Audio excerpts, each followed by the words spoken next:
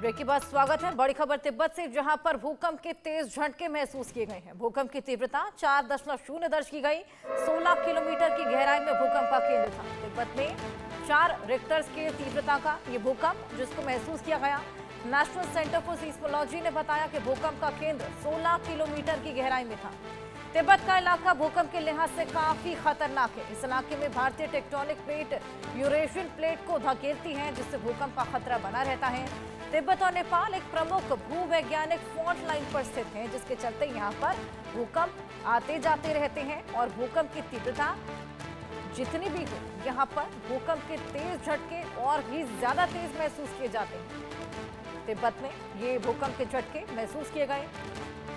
4 इसकी तीव्रता रही। रिक्टर स्केल के आधार पर 4 तीव्रता। 16 किलोमीटर की गहराई में भूकंप का केंद्र यानी कि एपिसेंटर था। तेज झटके महसूस किए गए और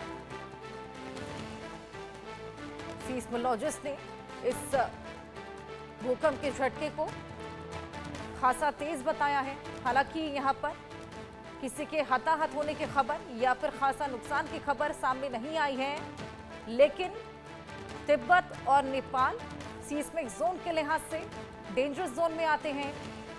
भूवैज्ञानिक फॉल्ट लाइन पर ये स्थित है। ऐसे में यहाँ पर छोटा मोटा भूकंप भी खासा घातक साबित हो सकता है। 4 की तीव्रता का ये भूकंप, जिसके बाद धरती कांपती हुई और साथ ही आसपास के लोग घबरा उठे थे, अपने अपने घरों से बाहर निकल गए। 16 किलोमीटर की गहराई में भूकंप का केंद्र यानी कि एपिसेंटर रहा। रिक्टर स्केल पर 4 तीव्रता इसकी मापी गई है। हालांकि जिस तरीके से तिब्बत और नेपाल में अधिकतर पहाड़ी इलाके, ऐसे में यहाँ पर छोटा मोटा भूकंप भी बेहद घातक साबित हो सकता है। 4 की तीव्रता का ये भूकंप रहा। और आपको बताएं कि तिब्बत और नेपाल एक प्रमुख भूवैज्ञानिक फॉल्ट लाइन पर स्थित है। सीस्मोलॉजिस्ट के हिसाब से ये डेंजरस जोन्स में आते हैं सीस्मिक जोन के लिहाज से, यानी कि यहाँ पर भूकंप आते जाते रहते हैं क्योंकि ये फॉल्ट लाइंस पर स्थित है।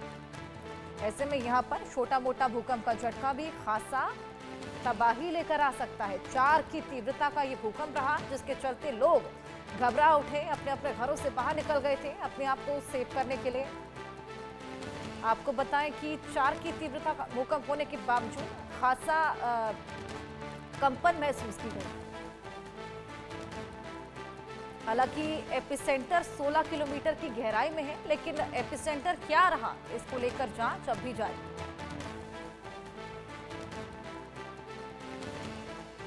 तिब्बत में ये भूकंप के झटके महसूस किए गए।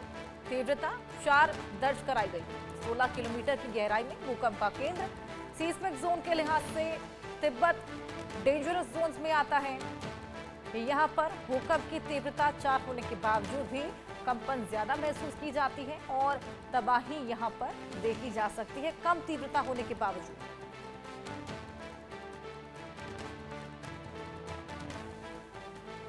ऐसे में भूकंप आने के बाद लोगों में अफरा तफरी का माहौल बन गया था। हमने देखा जिस तरीके से लगातार आए दिन भूकंप के झटकों की खबरें सामने आ रही हैं।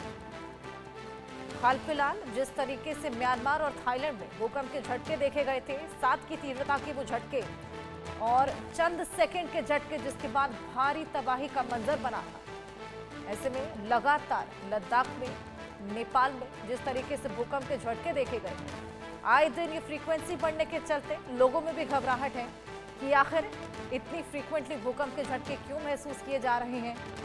और उसी बीच अब ये झटका तिब्बत में लगा है। 4 की तीव्रता का ये भूकंप का झटका था।